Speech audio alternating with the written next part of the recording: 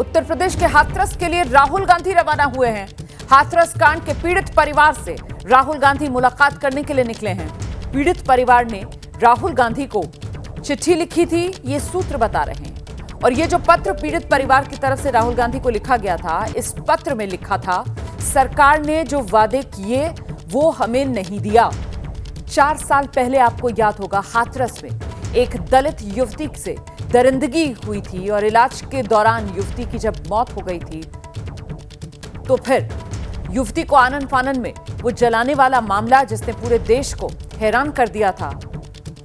हालांकि इस मामले में आरोपी को उम्र कैद की सजा मिल चुकी है, लेकिन यहां पीड़ित परिवार की तरफ से कहा जा रहा है कि तब सरकार की तरफ से जो वादे किए गए थे पीड़ित परिवार की सहायता के लिए, वो वादे सरकार ने पूरे नहीं किए।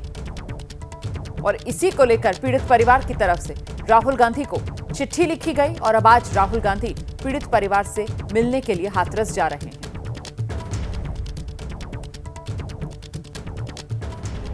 तो अब सवाल ये कि आखिरकार राहुल गांधी हाथरस क्यों जा रहे हैं? पीड़ित परिवार ने आरोप लगाया है, सूत्रीय बता रहे हैं, पीड़ित परिवार ने राहुल को चिट्ठी लिखी है।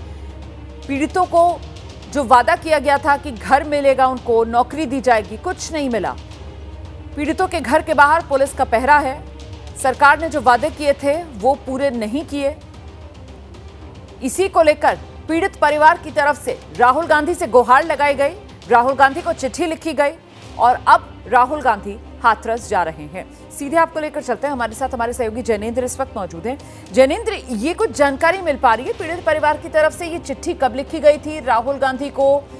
क्या अभी हाल फिलहाल में ही ये चिट्ठी लिखी गई है और फौरन ही राहुल गांधी ने रुख कर लिया, या फिर शीतकालीन सत्र का इंतजार किया जा रहा था और अब राहुल गांधी का ये हाथरस दौरा? जैनेंद्र। बिल्कुल रोमाना, पिछले दिनों में कुछ महीने पहले पीड़ित परिवार की तरफ से राहुल गांधी को पत्र लिखा गया था। मेरी जानकारी के मुताबिक जुलाई में पीड़िता के पिता ने राहुल गांधी को पत्र लिखा था और जैसा आपने दर्शकों को बताया है, उस पत्र 3 पन्ने की चिट्ठी में एक तो ये बताया गया था कि घटना के वक्त में यूपी सरकार की तरफ से परिवार के एक सदस्य को नौकरी और घर का जो वादा किया गया था वो अभी तक पूरा नहीं हुआ।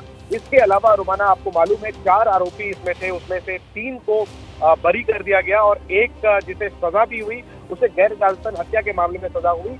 इसे परिवार जो है वो न्याय नहीं मान रहा है और परिवार का कहना है कि जो आरोपी थे वो तो उसमें से 3 तो बरी हो गए, वो खुली हवा में जी रहे हैं, लेकिन हम एक किस्म से जेल में जी रहे हैं क्योंकि परिवार को जो है वो संवेदनशील मामला है, क्योंकि इसमें से सुरक्षा मिली हुई है शासन की तरफ से। परिवार की शिकायत यह है कि उसके कारण, उस सुरक्षा घेरे के कारण उन्हें एक किस्म से जेल जैसा अनुभव होता है। वो कहीं जा नहीं पाते हैं, कहीं नौकरी नहीं कर पाते हैं और नौकरी का जो वादा था वो तो पूरा ही नहीं किया गया। जुलाई के महीने में पीड़िता के पिता के द्वारा राहुल गांधी को चिट्ठी लिखी गई थी, सारी जानकारी दी गई थी और न्याय की गुहार लगाई गई थी। इसके बाद अब आज राहुल गांधी ने हाथरस का रुख किया है और अब से कुछ देर में वो तड़के ही सुबह निकल गए थे दिल्ली से। कुछ देर में वो अब हाथरस पहुंचेंगे और पीड़ित परिवार से मुलाकात करेंगे। नजर इस बात पर रहेगी कि क्या राहुल गांधी की तरफ से कोई आर्थिक मदद भी परिवार को दी जाती है। बहरहाल राहुल का पहुंचना अपने आप में ये मामला एक बार फिर से सुर्खियों में ला रहा है। बिल्कुल, और सियासी तौर पर ये मामला गरमाएगा अब जिस तरीके से राहुल गांधी ने उत्तर प्रदेश के हाथरस का रुख कर लिया है। कुछ ही देर में तस्वीरें आपके सामने होंगी जब राहुल गांधी हाथरस में पीड़ित परिवार से मुलाकात कर रहे होंगे। बहुत शुक्रिया आपका जैनेंद्र इस तमाम जानकारी के लिए। तो पीड़ित परिवार की तरफ से राहुल गांधी से गुहार लगाई गई थी, जुलाई में चिट्ठी लिखी गई थी कि यूपी सरकार ने तब जो वादे किए थे घर देने के, नौकरी देने के, ना घर दिया ना नौकरी दी। और ऐसे में अब आज राहुल गांधी पीड़ित परिवार से मुलाकात करने के लिए किसी भी पल तस्वीरें आ जाएंगी जब हाथरस में पीड़ित परिवार से राहुल मुलाकात कर रहे होंगे, दिखाएंगे आपको। इस बीच जो सियासी प्रतिक्रियाएं आ रही हैं, उत्तर प्रदेश के डिप्टी सीएम ब्रजेश पाठक, उन्होंने राहुल गांधी पर आरोप लगा दिया है। उत्तर प्रदेश को दंगे की आग में राहुल गांधी झोंकना चाहते हैं, ये ब्रजेश पाठक कह रहे हैं। यूपी को अराजकता की आग में झोंकना चाहते हैं राहुल गांधी। राहुल गांधी दिग्भ्रमित हैं, राहुल गुमराह करने में जुटे हैं। हाथरस मामले को तो सीबीआई देख रही है, ये ब्रजेश पाठक की तरफ से कहा गया है। राहुल गांधी जी, आप दिग्भ्रमित हैं, आपके अंदर निराशा का भाव है, आप फ्रस्ट्रेशन का शिकार हैं। आपको पता ही नहीं है कि हाथरस में सीबीआई ने जांच कर ली है, कानून के तहत माननीय अदालत में मामला चल रहा है। जबकि आप दूसरी तरफ, कभी हम देखते हैं आप संभल जाना चाहते हैं, कभी अलीगढ़ जाना चाहते हैं, पूरी तरह से आप डिरेल्ड हो चुके हैं। आपसे मेरा अनुरोध है, उत्तर प्रदेश आज नंबर 1 का राज्य इंफ्रास्ट्रक्चर के मामले में, कानून व्यवस्था के मामले में बनने के लिए तेजी के साथ आगे बढ़ रहा है। उत्तर प्रदेश की कानून व्यवस्था की चर्चा पूरे राष्ट्र में होती है। आज हम कह सकते हैं औद्योगिक क्रांति उत्तर प्रदेश में आ रही है। जबकि आप उत्तर प्रदेश को अराजकता की आग में, दंगों की आग में झोंकना चाहते हैं, लोगों को भड़काना चाहते हैं, कृपया ऐसा न करें, मैं आपसे विनती करता हूं।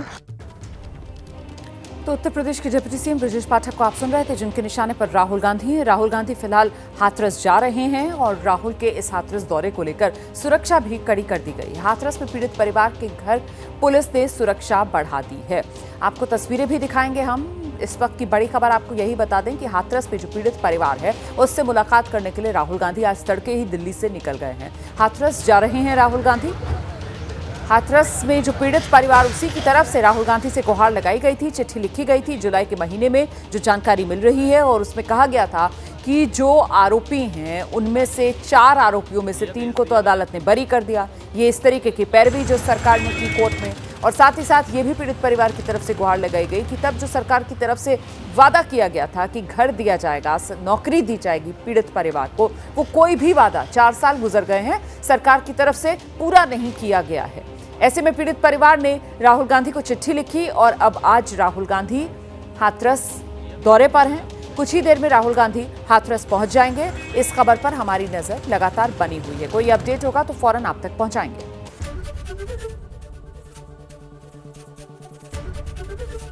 एबीपी गंगा, खबर आपकी, जुबान आपकी।